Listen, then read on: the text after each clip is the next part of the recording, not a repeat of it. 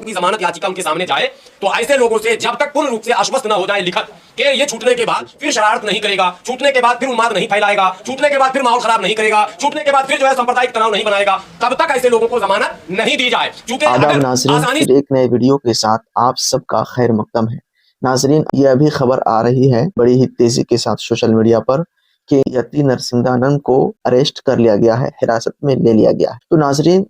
लोग गुस्ताखी करते रहते हैं, उल्टी सीधी बातें कहते रहते हैं। तो इस टॉपिक पर AIUMM हाफिज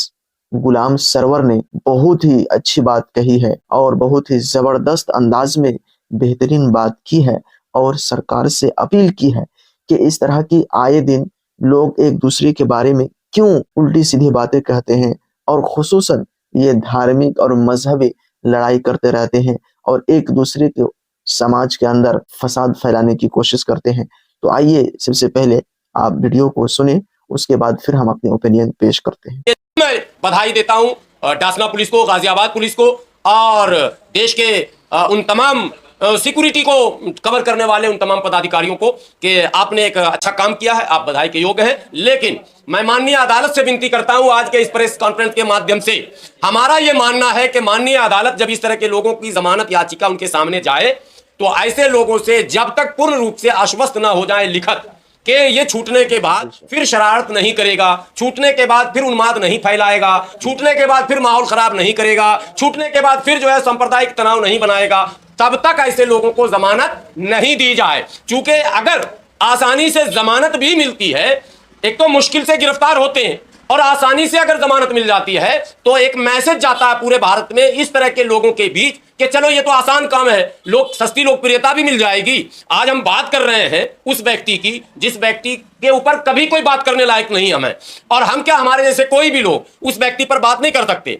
न उसका वो कद है, न उसकी वो योग्यता है, न वो उस योग्य है, लेकिन फिर भी हम मजबूर इसलिए हैं कि उसने ऐसी हरकत कर दी। तो ये सस्ती लोकप्रियता प्राप्त करने के लिए जो एक ट्रेंड है कि कुछ भी बोल जाओ, किसी को भी गाली बक दो, लोग देश के महान महापुरुषों को भी टारगेट कर रहे हैं और धर्म के उन तमाम धार्मिक महापुरुषों को जिनको हम नबी, पैगंबर या अलग अलग धर्म में उनको अवतार, गुरु, जिन जिन नामों से आप जानते हैं, ये कहीं से भी सभ्य समाज स्वीकार नहीं करता। सभ्य समाज का ये मानना है, बुद्धिजीवियों का ये मानना है कि देश को अगर विश्व गुरु बनाना है तो प्यार, प्रेम, शांति, अमन, भाईचारा ये जरूरी है इस देश में, और इसके लिए सबको मिलकर प्रयास करने पड़ेंगे। यदि कोई एक व्यक्ति इतने बड़े सोशल स्ट्रक्चर को, जो दुनिया का सबसे बड़ा डेमोक्रेटिक सेटअप है, उसको इस तरह से चैलेंज करता है सड़क पर खड़ा होकर, और वो पूरे प्यार के ताना बाना को अगर ध्वस्त करना चाहता है और उसको अगर बेलगाम छोड़ दिया जाएगा या उसको इस तरह से फौरन जमानत दे दी जाएगी तो ये दूसरों के लिए अनुसरण और अनुकरण का मार्ग बन जाएगा, यानी वो आइडियल बन जाएगा। तो हमारे आइडियल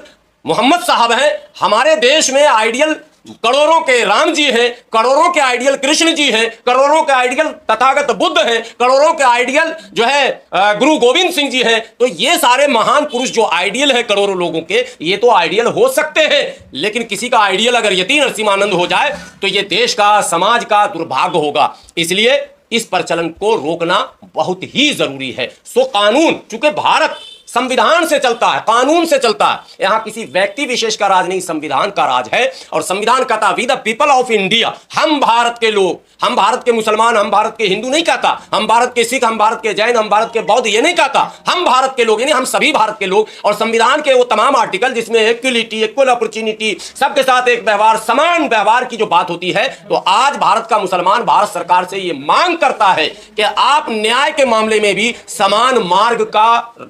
मार्ग चुने, सही रास्ता चुने, जिसमें भेदभाव की कहीं से बू नहीं आनी चाहिए। भेदभाव पूर्ण अगर कार्रवाई होती है तो इससे समाज में गलत संदेश जाता है। इसलिए सरकार और सरकार के अधीनस्थ काम करने वाली संस्थाएं भेदभाव रहित काम करें ताकि समाज के सभी वर्गों को यह लगे कि भारत में संविधान का राज है और संविधान अपना काम कर रहा। सो मुझे पूर्ण विश्वास है भारत सरकार हमारी इन बातों का संज्ञान लेगी और आने वाले दिनों में इस तरह के लोगों पर लगाम लगाने के लिए कठोर कानून भी बनाएगी। माशाअल्लाह, हाफिज गुलाम सरवर साहब ने बहुत ही अच्छी बात और बहुत ही कीमती बात कही है कि आए दिन नबी सल्लल्लाहु अलैहि वसल्लम की शान में गुस्ताखी करते रहते हैं लोग, इधर से उधर करते रहते हैं और समाज के अंदर बिगाड़ पैदा करते हैं और तनाव पैदा करते हैं और लोगों के अंदर लड़ाई लगाते रहते हैं। तो इस वीडियो में हाफिज साहब ने ये भी बताए हैं कि अगर हमारी सरकार अगर इस मामले पर एक्शन अगर ले रही है तो उसे सही से लेनी चाहिए और उसे कानूनन सजा देनी चाहिए और बगैर सजा दिए उसे छोड़ना नहीं चाहिए, ताकि अगर उसे सजा दी जाए तो आइंदा आने वाले लोग, आने वाले जनरेशन में लोग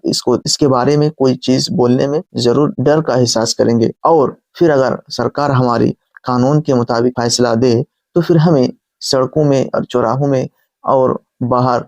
खड़े होने की कोई जरूरत नहीं और ना ही हमें आवाज उठाने की जरूरत है। तो नाजरीन, ये वीडियो हमने जो अखज किया है और हमने जो आपके सामने लाया है, ये वीडियो GM न्यूज नेटवर्क में है। ये एक चैनल का नाम है, इसमें पूरी वीडियो है। आप डिस्क्रिप्शन में इसका लिंक दिया हुआ है, आप वहां पर जाकर इस वीडियो को पूरा वॉच कर सकते हैं। बाकी आपकी क्या राय है ये जो अभी अरेस्ट किया गया है यति नरसिंहानंद के बारे में, कि इन्हें कैसी सजा होनी चाहिए? क्या कानूनन सजा होनी चाहिए या फिर ऐसे ही इसको छोड़ देना चाहिए? आप अपनी ओपिनियन जरूर कमेंट सेक्शन पर बताएंगे। चलिए फिर मिलते हैं नेक्स्ट वीडियो के साथ।